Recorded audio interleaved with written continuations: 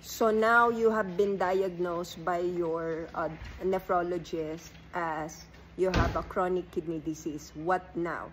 Okay? Ito pong sasabihin ko, these are just the general caution that your doctor would ask you. Number one is your doctor would ask you to limit your water intake. Why?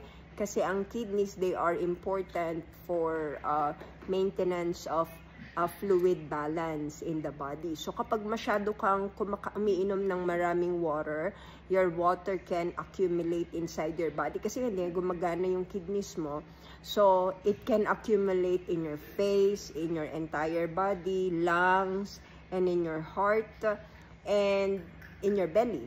And as a result, pwede ho kayong mahirapan huminga, pwede rin pong mahirapan yung heart ninyo na magtrabaho. That's number one. Number two is they would caution you in taking foods that are high in potassium. Ano ba yung mga pagkain na mataas ang potassium? Yung po yung mga fruits, okay? And why? Kasi pag mataas ang fruits po, potassium, hindi na i-excrete ng kidneys, pwede po yan na maka-apekto sa heart natin. And if we have hyperkalemia, this can cause heart attack in the end. Okay, that's number two.